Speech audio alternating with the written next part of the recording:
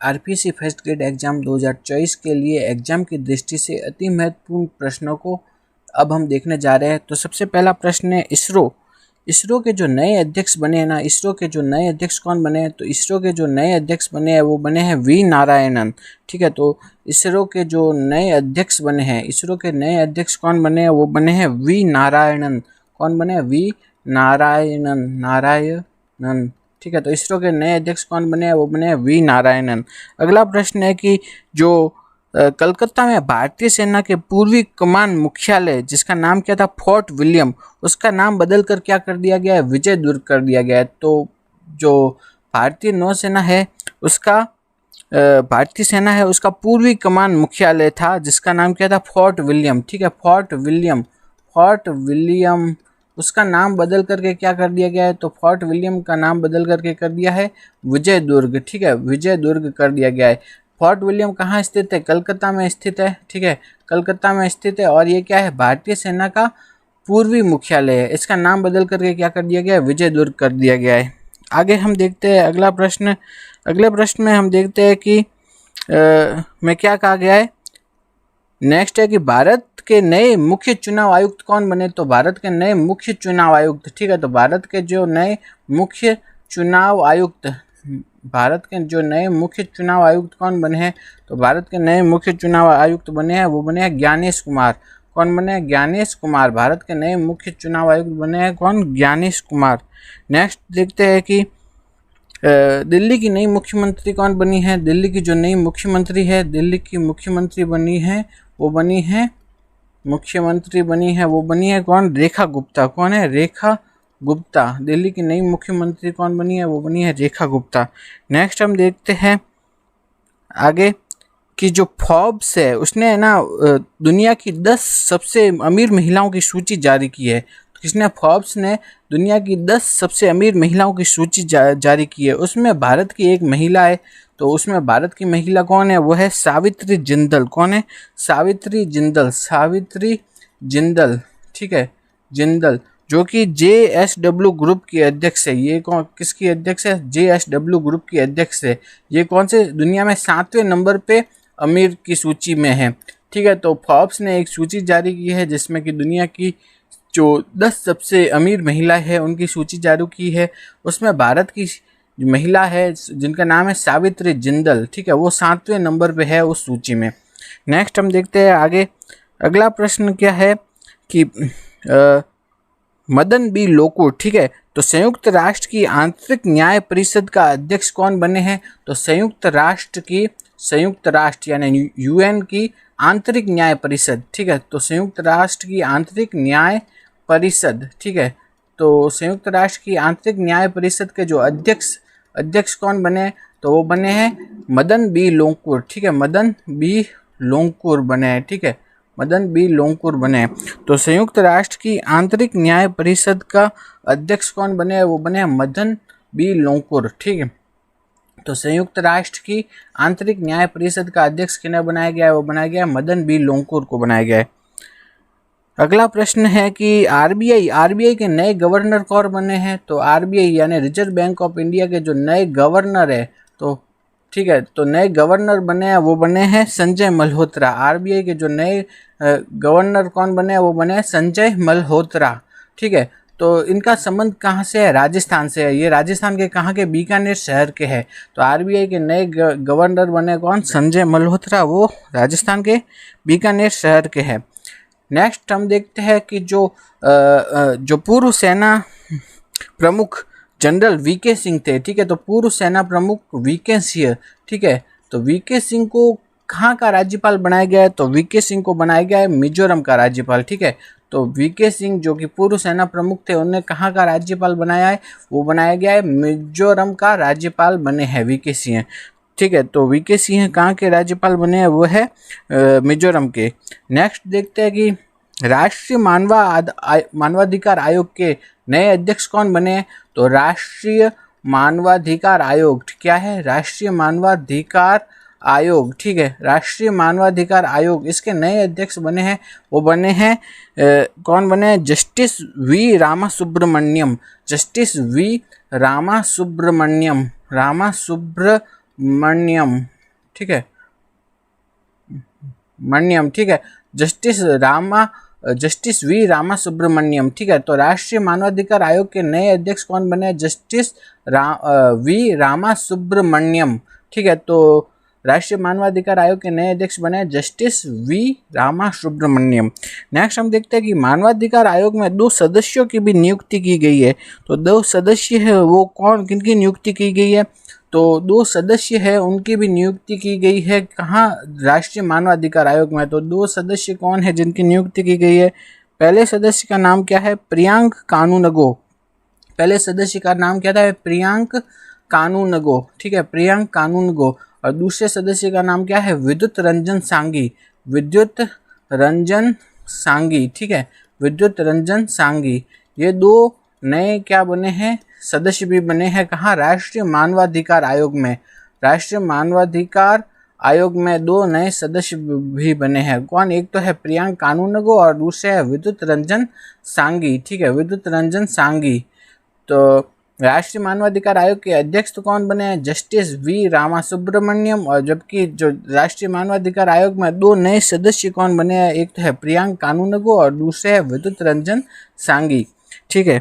Next हम देखते हैं आगे, अगले में देखते हैं कि सोनू सूद है। सोनू सूद को है ना किस देश के पर्यटन तथा खेल मंत्रालय का ब्रांड एम्बेसडर बनाया गया है? वो है थाईलैंड, ठीक है, थाईलैंड है उसके पर्यटन तथा खेल मंत्रालय का जो ब्रांड एम्बेसडर है वो किसे बनाया गया है? अभिनेता सोनू सूद को बनाया गया है, ठीक है।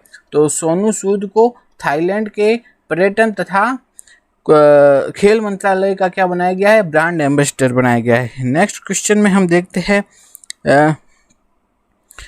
आगे क्वेश्चन में देखते हैं कि भारत के नए कैग यानी कि महालेखा परीक्षक कौन बने हैं? तो भारत के नए कैग यानी महालेखा परीक्षक, ठीक है। तो भारत के जो नए महालेखा परीक्षक कौन बने हैं? वो बने हैं के संजय मूर्ति, ठीक है, के संजय मूर्ति। तो भारत के जो नए महालेखा परीक्षक नियंत्रक एवं महालेखा परीक्षक, ठीक है।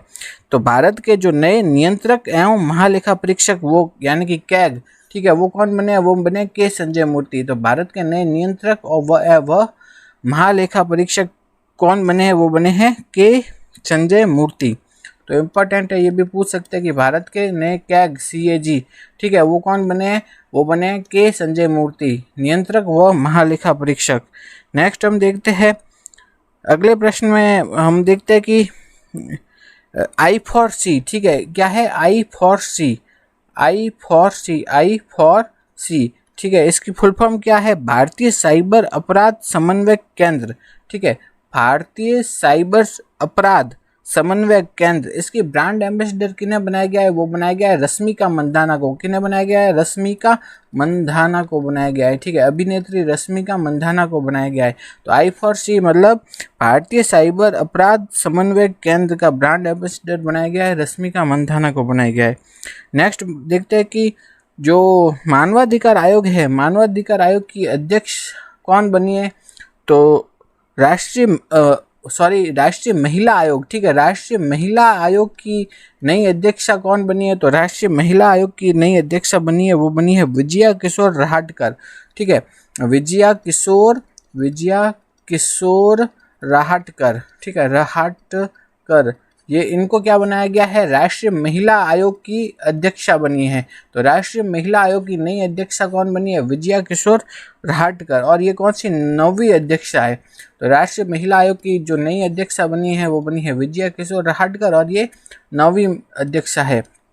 नेक्स्ट हम देखते हैं आगे, तो भारत के नए CJI यानी चीफ जस्टिस ऑफ इंडिया यानी मुख्य न्यायाधीश कौन बने हैं? तो भारत के नए मुख्य न्यायाधीश बने हैं, वो बने संजीव खन्ना, ठीक है। तो भारत के जो नए मुख्य न्यायाधीश बने हैं वो कौन बने? संजीव खन्ना, ठीक है। तो भारत के नए मुख्य न्यायाधीश कौन बने? संजीव खन्ना। और ये कौन से 51वें मुख्य न्यायाधीश है? तो भारत के नए मुख्य न्यायाधीश बने हैं संजीव खन्ना। नेक्स्ट हम देखते हैं ITTF, क्या है? ITTF, ठीक है, इसकी फुल फॉर्म क्या है? अंतर्राष्ट्रीय टेबल टेनिस महासंघ, ठीक है, अंतर्राष्ट्रीय टेबल टेनिस महासंघ, इसमें भारत की ओर से किन्हें राजदूत के रूप में भेजा गया है? तो इसमें भारत के जो राजदूत है वो है शरथ कमल। कौन है? शरथ कमल, ठीक है। अंतर्राष्ट्रीय ITTF मतलब इसकी फुल फॉर्म में अंतर्राष्ट्रीय टेबल टेनिस महासंघ, उसमें भारत की ओर से राजदूत के रूप में किन्हें भेजा गया है? वो भेजा गया है शरथ कमल को भेजा गया है। नेक्स्ट है, अगला प्रश्न क्या है? LCA तेजस उड़ाने वाली, क्या है? LCA तेजस, ये ठीक है वायुयान है। LCA तेजस उड़ाने वाली पहली महिला फाइटर पायलट कौन है? तो ऐसी पहली महिला फाइटर पायलट जिन्होंने कि LCA तेजस उड़ाया है वो है मोहना सिंह। कौन है? मोहना सिंह। तो LCA तेजस उड़ाने वाली जो पहली महिला फाइटर है वो है मोहना सिंह, ठीक है। LCA तेजस उड़ाने वाली जो पहली महिला फाइटर पायलट है वो कौन है? मोहना सिंह। और ये कहाँ की है? राजस्थान के झुंझुनू की है, ठीक है। तो इम्पोर्टेंट है, पूछ सकते हैं ये कि LCA तेजस उड़ाने वाली जो पहली महिला फाइटर पायलट कौन है? वो है मोहना सिंह, और वो कहाँ है? झुंझुनू की है। नेक्स्ट है कि एशियाई ओलंपिक परिषद का अध्यक्ष किन्हें चुना गया है? तो एशियाई ओलंपिक परिषद क्या है? एशियाई ओलंपिक परिषद, ठीक है, क्या है? एशियाई ओलंपिक परिषद। तो एशियाई ओलंपिक परिषद का अध्यक्ष किन्हें चुना गया है? वो चुना गया है रणधीर सिंह। किन्हें चुना गया है? रणधीर सिंह को चुना गया है। एशियाई ओलंपिक परिषद का अध्यक्ष चुना गया है रणधीर सिंह का। और रणधीर सिंह कहाँ के है? भारत के है। और ये क्या थे? पूर्व निशानेबाज है, ठीक है, ठीक, ये थे पूर्व निशानेबाज। तो एशियाई ओलंपिक परिषद का जो अध्यक्ष चुना गया है वो चुना गया है रणधीर सिंह को। एशियाई ओलंपिक परिषद का अध्यक्ष चुना गया है रणधीर सिंह को। नेक्स्ट हम देखते हैं आगे 54वां, ठीक है, नेक्स्ट क्या है? 54वां दादा साहब फाल्के, ठीक है, 54वां Dada Saheb Phalke life time achievement award किसे दिया गया है? तो 54वां दादा साहब फाल्के क्या है? Dada Saheb Phalke life time achievement award किसे दिया गया है? वो दिया गया है मिथुन चक्रवर्ती को। मिथुन चक्रवर्ती को दिया गया है। तो 54वां Dada Saheb Phalke life time achievement award दिया गया है मिथुन चक्रवर्ती को दिया गया है। नेक्स्ट है कि किस शहर को हाल ही में क्या है वर्ल्ड क्राफ्ट सिटी यानी विश्व शिल्प शहर में शामिल किया है? ठीक है, तो विश्व शिल्प शहर तो हाल ही में भारत के किस शहर को विश्व शिल्प शहर, ठीक है, विश्व शिल्प शहर यानी कि वर्ल्ड क्राफ्ट सिटी के रूप में शामिल किया है? तो भारत के कौन से शहर को वर्ल्ड क्राफ्ट सिटी में शामिल किया है? वह कश्मीर शहर को, ठीक है, कश्मीर शहर को विश्व शिल्प शहर में शामिल किया है। तो कश्मीर कौन सा भारत का चौथा ऐसा शहर बन गया है जिसे कि विश्व शिल्प शहर में शामिल किया गया है, ठीक है। तो कश्मीर भारत का ऐसा चौथा शहर बन गया है जिसे कि विश्व शिल्प शहर में शामिल किया है। नेक्स्ट हम देखते हैं जो अग्नि मिसाइल का जो जनक थे वो कौन थे? डॉक्टर राम नारायण अग्रवाल, ठीक है, डॉक्टर राम नारायण अग्रवाल। उन्होंने किसका निर्माण किया था? अग्नि मिसाइल के जो जनक थे वो कौन थे? डॉक्टर राम नारायण अग्रवाल। उनका हाल ही में क्या हो गया है? निधन हो गया है। कब हुआ? 15 अगस्त 2024 को उनका निधन हो गया है। तो अग्नि मिसाइल के जनक डॉक्टर राम नारायण अग्रवाल का निधन हो गया है 15 अगस्त 2024 को, ठीक है। नेक्स्ट है कि SBI state bank of India के नए अध्यक्ष कौन बने? तो SBI के नए अध्यक्ष वो बने चल्ला श्रीनिवासन सेठी। कौन बने? चल्ला श्रीनिवासन सेठी बने, ठीक है। तो SBI के नए अध्यक्ष कौन बने? वो बने चल्ला श्रीनिवासन सेठी बने, चेट्टी, ठीक है। तो चल्ला श्रीनिवासन चेट्टी, तो SBI के नए अध्यक्ष बने हैं चल्ला श्रीनिवासन चेट्टी। नेक्स्ट हम देखते हैं UN में भारत के नए राजदूत के रूप में किन्हें चुना गया है? तो UN में यानी कि संयुक्त राष्ट्र में UN यानी कि संयुक्त राष्ट्र में भारत के जो नए राजदूत, तो वो के रूप में किन्हें चुना गया है? वो चुना गया है पी हरीश को। ठीक है, तो UN यानी कि संयुक्त राष्ट्र में भारत के नए राजदूत के रूप में किन्हें चुना गया है? वो चुना गया है पी हरीश को चुना गया है। नेक्स्ट हम देखते हैं ICC। ठीक है, ICC उसके नए अध्यक्ष कौन बने हैं? तो ICC के नए अध्यक्ष बने हैं, वो बने हैं जय शाह। कौन बने हैं? जय शाह। तो ICC के जो नए अध्यक्ष बने हैं वो बने हैं जय शाह। नेक्स्ट हम देखते हैं कृष्ण गमन पथ। क्या है? कृष्ण गमन पथ। ठीक है, तो कृष्ण गमन पथ के अंतर्गत क्या है? भगवान कृष्ण की जो जन्मस्थली है वो कौन सी है? मथुरा। जन्मस्थली मथुरा को उनकी जो शिक्षा स्थली है, शिक्षा स्थली कहाँ सी है? उज्जैन। तो भगवान कृष्ण की जन्मस्थली मथुरा को उनकी शिक्षा स्थली उज्जैन से जोड़ा जाएगा। किसके अंतर्गत? कृष्ण गमन पथ के अंतर्गत। तो इसके अंतर्गत क्या है? ये कुल कितने किलोमीटर का धार्मिक सर्किट बनेगा? तो ये 525 किलोमीटर का धार्मिक सर्किट बनेगा कृष्ण गमन पथ। ठीक है, तो कितने किलोमीटर? 525 किलोमीटर का ये धार्मिक सर्किट बनेगा। और इसे बनाएगी कौन कौन? एक तो राजस्थान सरकार और दूसरी MP की सरकार, ये दोनों मिलकर के बनाएगी कृष्ण गमन पथ। तो कृष्ण गमन पथ है, उसमें क्या है? भगवान कृष्ण की जन्मस्थली को उनकी जो शिक्षा स्थली यानी उज्जैन से जोड़ा जाएगा। 525 किलोमीटर का क्या बनेगा? धार्मिक सर्किट। और ये बनाएगी कौन? राजस्थान और MP दोनों की सरकारें मिलकर के ये कार्य करेगी। नेक्स्ट हम देखते हैं, नेक्स्ट में क्या देखते हैं कि नेक्स्ट में है देखते हैं कि हाल ही में राष्ट्रपति भवन के दो हॉल है, उनका नाम चेंज कर दिया गया है। ठीक है, एक तो क्या है? दरबार हॉल। क्या है? दरबार हॉल। दरबार हॉल का जो नाम चेंज करके क्या रखा गया है? वो रखा गया है गणतंत्र मंडल। ठीक है, तो गणतंत्र मंडप या मंडल रखा गया है। जबकि दूसरा है कौन सा? अशोक हॉल। अशोक हॉल का नाम चेंज करके रखा गया है, वो रखा गया है अशोक मंडप। अशोक मंडप रखा गया है, अशोक मंडप। ठीक है, मंडप ये रखा गया है। तो हाल ही में राष्ट्रपति भवन के दो हॉल है, उनका नाम चेंज किया है। दरबार हॉल का नाम चेंज करके रखा है गणतंत्र मंडल और अशोक हॉल का नाम चेंज करके रखा है अशोक मंडप। नेक्स्ट हम देखते हैं मोईदम। ठीक है, मोईदम एक स्थान है। मोईदम कहाँ स्थित है? वो है असम में। मोईदम कहाँ स्थित है? असम में। इसको क्या किया गया है? अभी यूनेस्को ने क्या है? विश्व धरोहर में शामिल किया है। ठीक है, तो मोईदम स्थान है वो कि कहाँ है? असम में। इसे यूनेस्को ने हाल ही में कहाँ किस में शामिल किया है? विश्व धरोहर में शामिल किया है। और ये भारत का कौन सा 43वां विश्व धरोहर बन गया है। ठीक है, और इसके बारे में खास बात यह है कि ये असम के जो शाही परिवार है, ठीक है, तो वहाँ के जो शाही परिवारों का क्या है? कब्रिस्तान। ठीक है, कब्रिस्तान है। तो मोईदम स्थान कहाँ है? असम में। इसे विश्व धरोहर में शामिल किया है। ये भारत का 43वां विश्व धरोहर बन गया है। और इसके बारे में खास बात ये है कि ये वहाँ के शाही परिवार के क्या है? कब्रिस्तान है। ठीक है, नेक्स्ट हम देखते हैं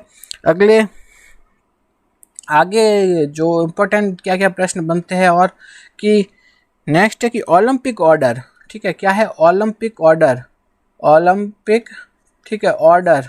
ओलंपिक ऑर्डर सम्मान से किसे सम्मानित किया गया है? वो किया गया है अभिनव बिंद्रा। ठीक है, अभिनव बिंद्रा जो कि भारत के क्या है? पूर्व निशानेबाज है। ठीक है, अभिनव बिंद्रा भारत के निशानेबाज रह चुके हैं। ठीक है, तो उन्हें की कौन से अवार्ड से सम्मानित किया गया है? ओलंपिक अवार्ड से। नेक्स्ट की हॉल ऑफ फेम। क्या है? Hall of fame. क्या है? Hall of fame. Hall of fame में किसे शामिल किया गया है? तो हॉल ऑफ फेम में शामिल किया गया है, एक तो है लिएंडर पेस। क्या है? लिएंडर पेस। और दूसरे कौन है? विजय अमृतराज। विजय अमृतराज। इन दोनों को क्या है? किस में शामिल किया गया है? हॉल ऑफ फेम में शामिल किया है। हॉल ऑफ फेम में शामिल होने वाले एशिया के पहले व्यक्ति बन चुके हैं। कौन? लिएंडर पेस और विजय अमृतराज। ठीक है, ये दोनों एशिया में पहले है। ठीक, तो हॉल ऑफ फेम में किसे शामिल किया गया? एक तो लिएंडर पेस और विजय अमृतराज को शामिल किया गया है। ये किसके खिलाड़ी है? ये टेनिस के खिलाड़ी है। ठीक है। टेनिस के खिलाड़ी है लिएंडर पेस और विजय अमृतराज, उनको किस में शामिल किया गया है? हॉल ऑफ फेम में शामिल किया गया